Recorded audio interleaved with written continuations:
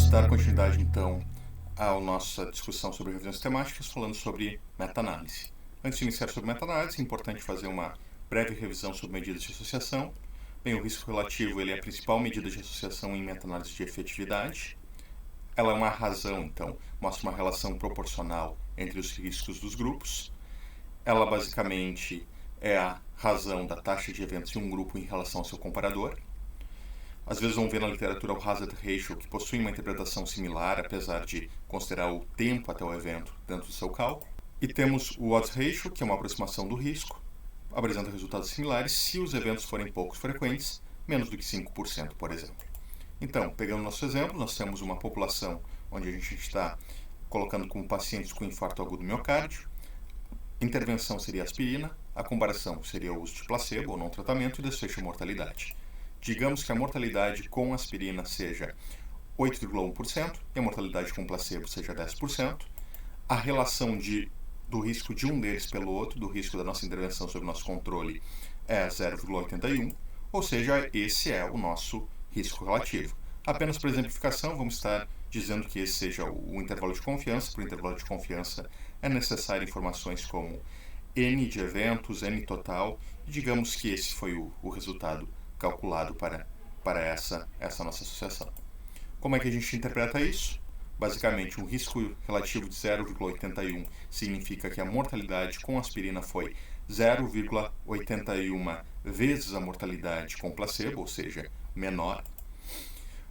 Quanto foi menor, então, a complementar para um de 0,81 é de 0,19 ou 19%, então a mortalidade com aspirina foi 19% menor do que com placebo, ou a aspirina reduziu em 19% a mortalidade. O intervalo de confiança eles nos apresentam o quê? O melhor cenário, ou seja, no melhor cenário o risco relativo pode ser 0,73, o que significaria uma redução de 27%, e no pior cenário, que é o limite superior, ou seja, o pior cenário considerando esse intervalo de 95% de confiança, no pior cenário reduziu 10%. Então, nesse caso, o melhor e o pior cenário mostraram redução de mortalidade. Eu tenho aqui dados que são, pelo menos estatisticamente, significativos. Se eu considero que 10% de redução na mortalidade é um resultado importante, e nesse caso seria reduzir 10% a mortalidade por infarto, além de ser estatisticamente significativo, eu tenho um resultado clinicamente significativo. Pegamos agora um outro exemplo. Se eu tenho um risco relativo de 1,15 indo de 0,95 a 1,32, a minha interpretação é o quê? Que a intervenção aumentou o risco em 15%, que no pior cenário aumentou o risco em 32% e no melhor cenário reduziu o risco em 5%. Nessa situação é interessante, pois temos o melhor cenário mostrando o benefício e o pior cenário mostrando o risco. Nesse caso, quando eu tenho essa divergência entre o melhor e o pior cenário, do intervalo de confiança de 95%, eu não possuo significância estatística. Lembrando, se eu tenho um risco relativo menor do que 1, é conferido proteção. Se eu estou falando em um desfecho que ele é um evento que eu quero evitar como mortalidade. Se eu tenho um risco relativo maior do que 1, eu estou conferindo o risco, ou seja, a probabilidade de estar acontecendo aquele evento ela é maior no meu grupo de intervenção. E se eu tenho riscos relativos iguais a 1, eu tenho a nulidade de efeito. Ambos são idênticos. Vamos pegar um exemplo. Seguindo a linha de infarto agudo do miocárdio, vamos pegar a questão de uso de beta-bloqueadores na prevenção secundária do infarto agudo do miocárdio, que era uma questão bastante em voga clinicamente na década de 70 e 80. E surgiram estudos na década de 70 mostrando que reduziu mortalidade. Mas também surgiram estudos depois que mostrava que não existia diferença na mortalidade, ou seja, ausência de efeito. Na sequência, surgiram mais estudos mostrando redução de mortalidade e também mais estudos sem mostrar nenhum benefício desse medicamento. Bem, e agora? É melhor ou pior? Nesse caso, uma alternativa que pode ser feita é pegar, de alguma forma, todos esses estudos, tentá-los combiná-los e, como se fosse um estudo só, e que seria o sentido de realizar uma meta-análise. Então, combinando esses diversos estudos, nós temos um risco relativo de 0,77, ou seja, uma redução de risco de 23%, estatisticamente significativa, clinicamente significativa, que foi gerada a partir de 82 estudos com mais de 50 mil pacientes. Então, uma meta-análise é basicamente isso, é um método estatístico aplicado à revisão sistemática que integra resultados de 2 ou mais estudos primários, como se fosse um grande estudo. Uma boa analogia é que uma meta-análise é uma média ponderada pelo peso dos estudos, feitos alguns ajustamentos estatísticos, não uma média pura, mas que tenta combinar os estudos como se fosse um grande estudo só.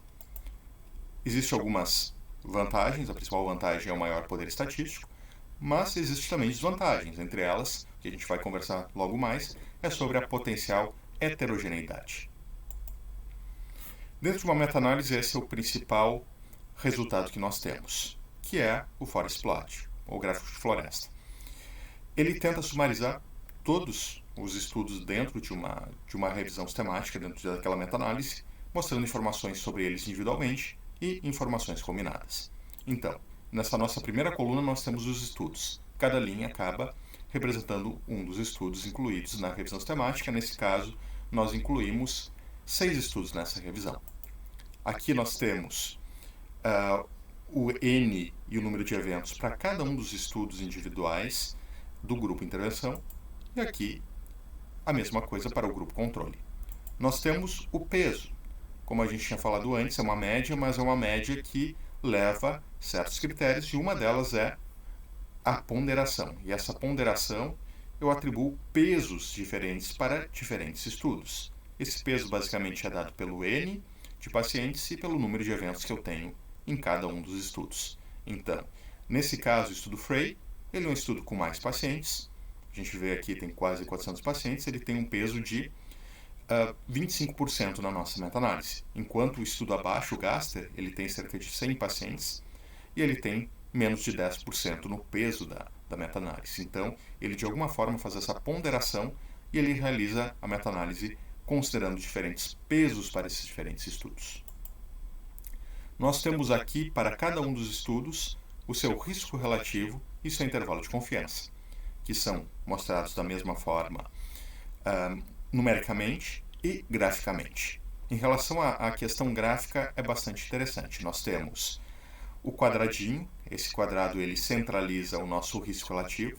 Observem que esses quadradinhos eles podem ser maiores ou menores. Quanto maior o quadradinho, significa que é maior o peso desse estudo na meta-análise.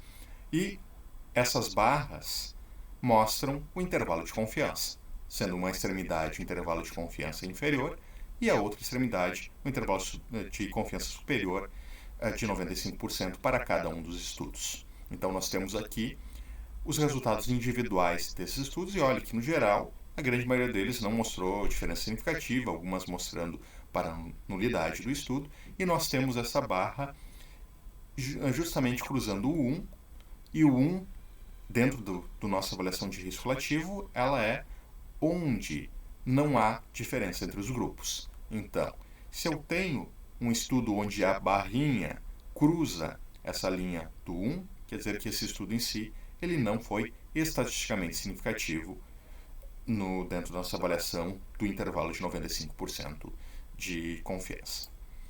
E no final, nós temos o resultado total, que é o resultado da meta-análise, é o resultado do agregado, onde nós temos aqui ele de forma numérica, ou seja, tem um risco relativo de 0,73, uma redução de risco de 27%, sendo que no melhor cenário eu reduzo 46% e no pior cenário eu reduzo 3%, e eu tenho ela de forma gráfica, que é o diamante da meta-análise, onde o centro dessa meta-análise corresponde ao meu risco relativo e as extremidades desse losango, desse diamante, ele representa meus intervalos de confiança. Aqui também nós temos uma outra medida importante, que é a inconsistência, o I quadrado, que ele nos representa a heterogeneidade do estudo. Ou seja, eu tenho aqui resultados diferentes.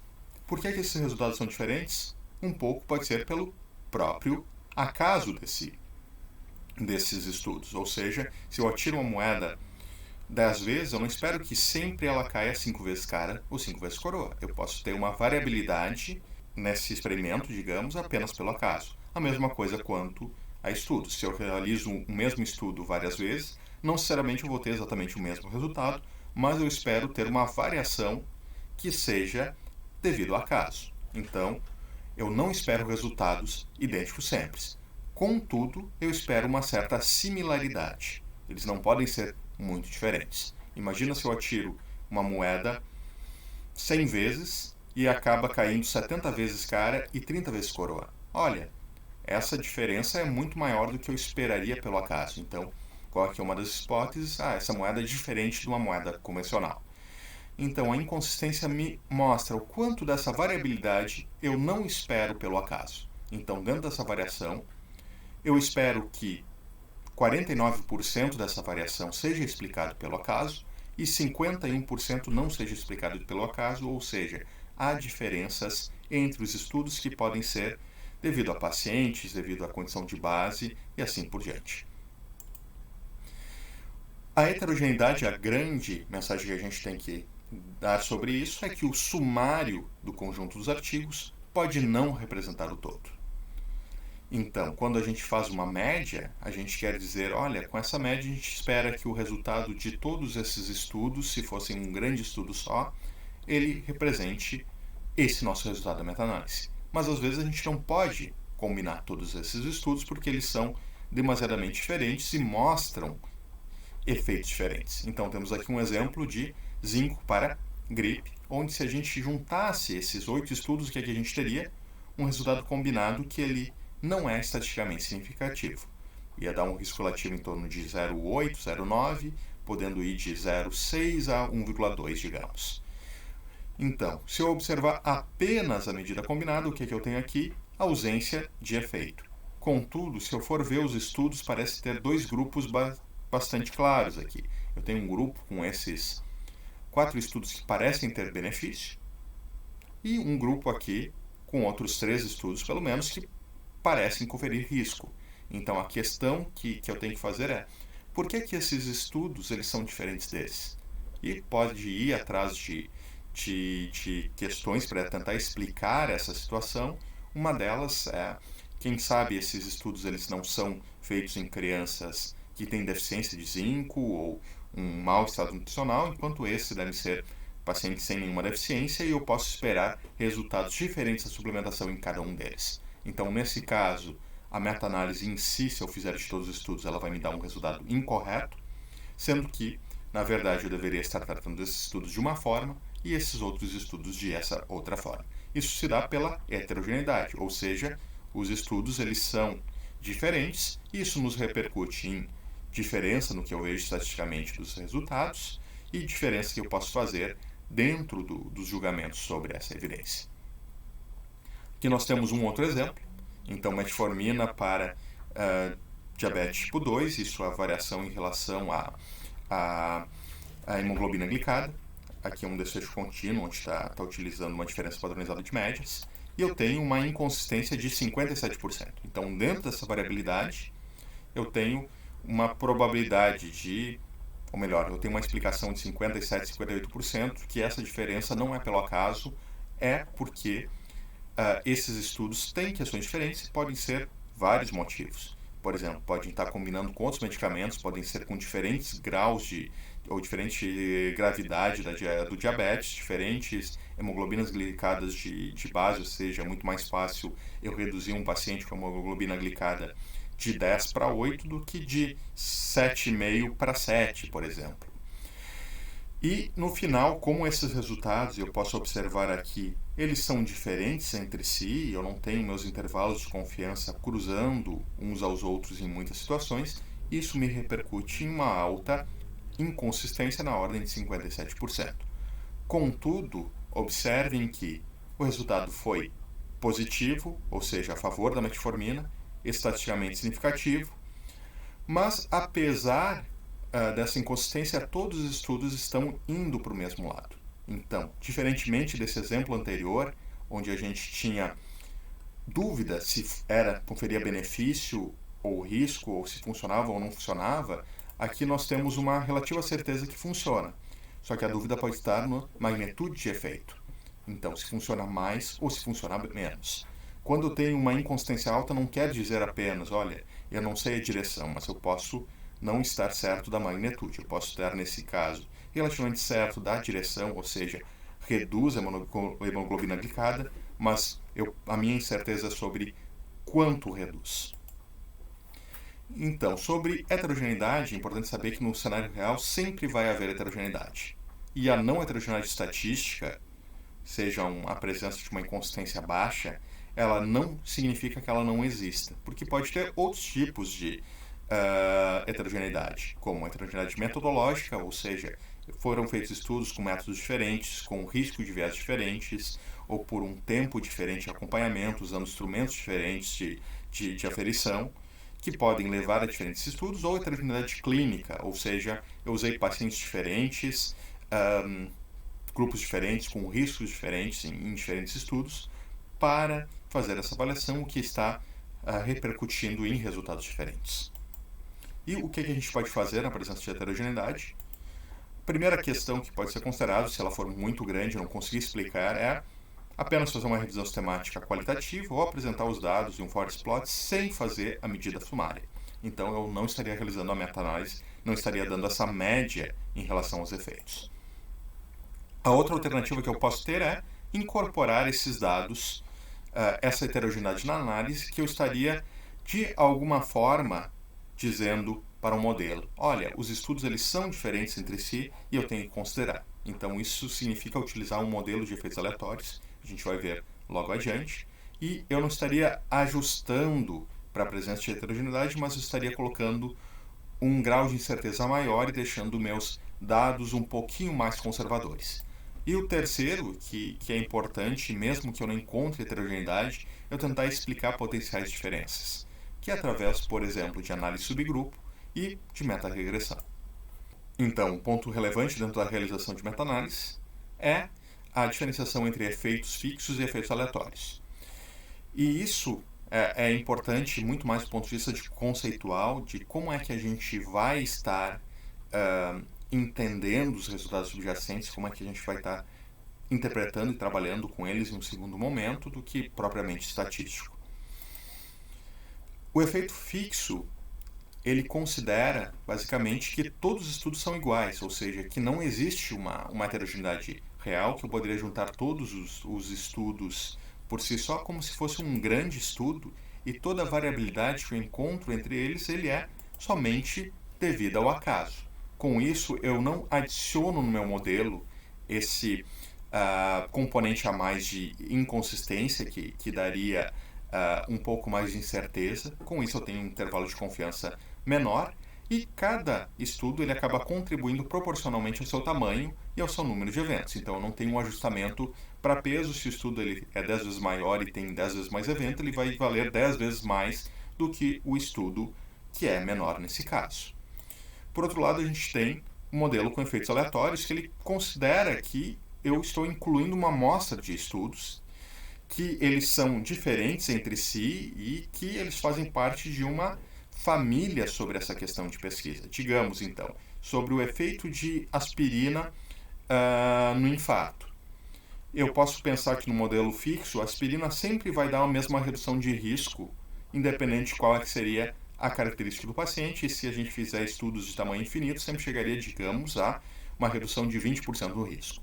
Já pelos efeitos aleatórios, conceitualmente, o que é que eu estou dizendo aqui? Que os estudos que eu estou avaliando, eles são uma família de estudos sobre a questão de pesquisa, e às vezes a aspirina ela pode funcionar melhor ou pode funcionar pior, não pelo acaso, mas porque ela pode ter efeitos diferentes, dependendo, digamos, da dose que eu uso, ou o tempo de segmento que eu vou acompanhar esses pacientes, ou então os vieses metodológicos desse estudo, então que seria uma heterogeneidade metodológica, ou então por funções de heterogeneidade clínica. Olha, eu espero que a aspirina funcione melhor em pacientes diabéticos do que não diabéticos, em pacientes que são fumantes do que não fumantes, em homens do que mulheres, e qualquer outro fator biológico que pode estar interferindo nisso, a gente poderia ter efeitos diferentes, ou seja, há uma heterogeneidade clínica e eu preciso estar considerando isso de forma diferente. Então, ele considera que essa variabilidade não é só pelo acaso, e eu acabo atribuindo dessa forma um componente a mais no meu modelo, que é a inconsistência, e isso vai resultar em um intervalo de confiança maior, como a gente vai ver daqui a pouquinho. E dentro disso, imagina só, se nós temos dois estudos, um estudo que é 10 vezes maior do que o outro, mas só pelo acaso ele foi feito 10 vezes maior do que o outro, digamos. Um estudo com 10 mil pacientes feito em população diabética versus um estudo com 1.000 pacientes feito em população que era que tinha já um infarto do miocárdio prévio. O que é que eu teria nesse caso no modelo fixo? Os pacientes diabéticos contribuindo 10 vezes mais do que os pacientes com infarto para essa condição. Quando que, na verdade, eu não deveria ter essa sobre-representação desses pacientes.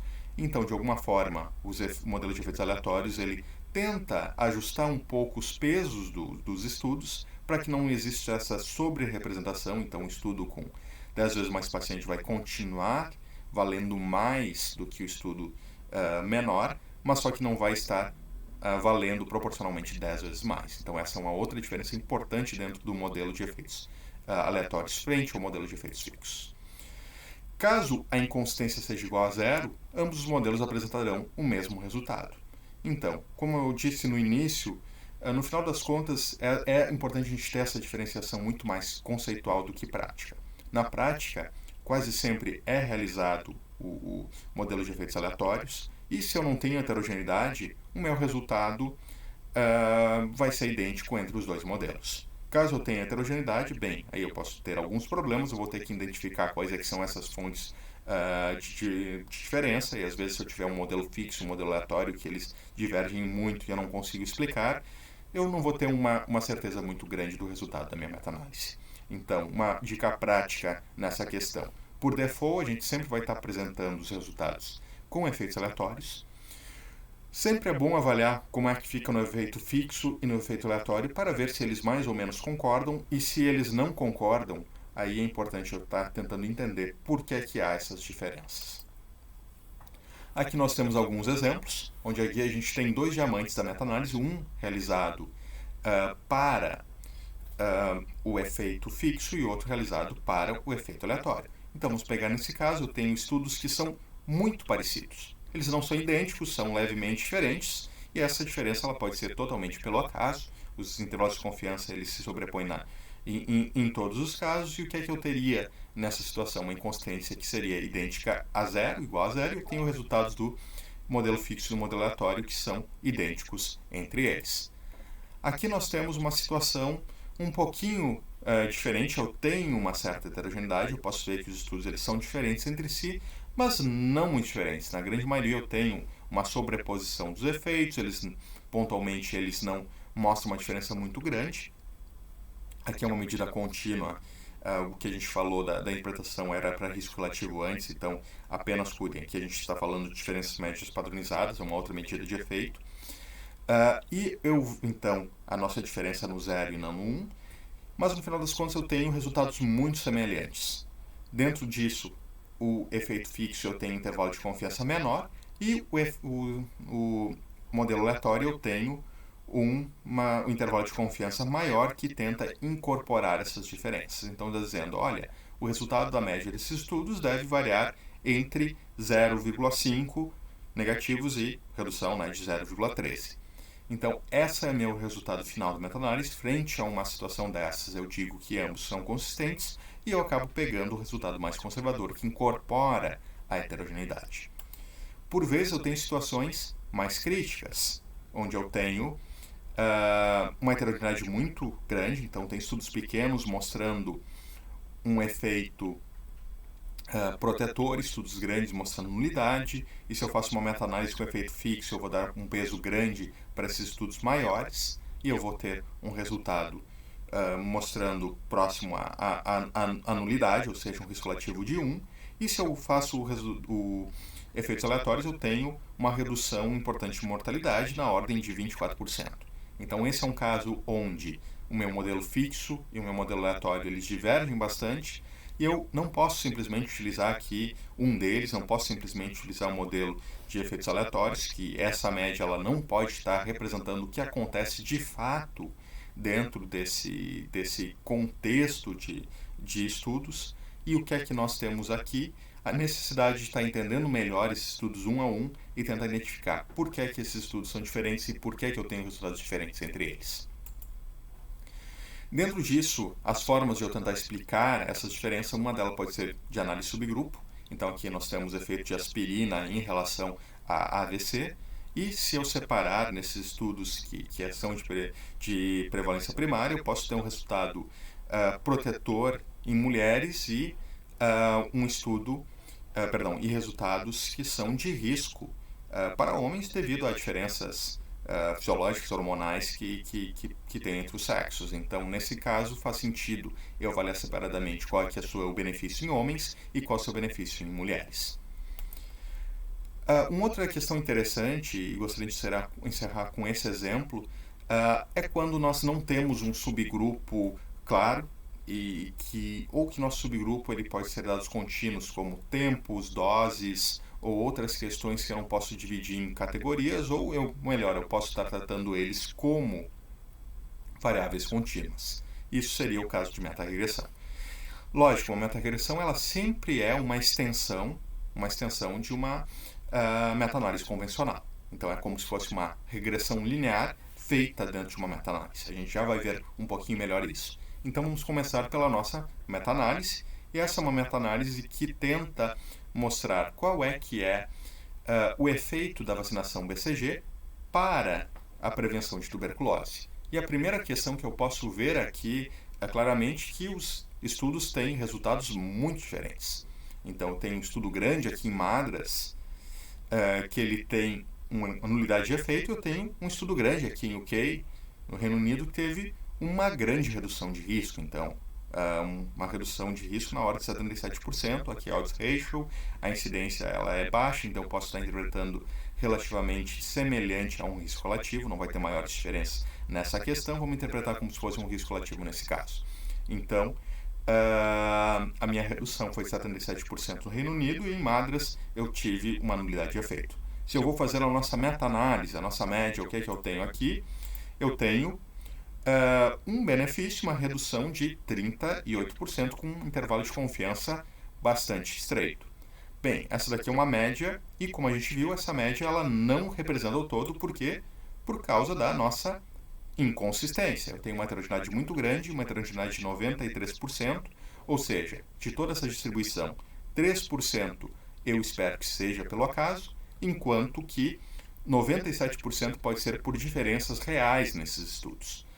Esse é um modelo de efeitos fixos, e a primeira questão que eu gostaria de te apontar aqui é a nossa amplitude do intervalo de confiança, que ele é bastante estreito, porque eram estudos grandes, e o peso desses estudos. Então, vamos pegar aqui o estudo do Haiti, foi um estudo pequeno e teve 1% de peso nessa meta-análise, e o estudo de Madras foi um estudo grande e ele teve 32% de peso. Então, o quanto é que a gente pode estar atribuindo 32 vezes mais peso para um estudo que, só pelo acaso, foi feito em Madras em vez no Haiti ou sobre tais condições, quando que poderia ter sido feito o contrário, um estudo maior no Haiti, por exemplo.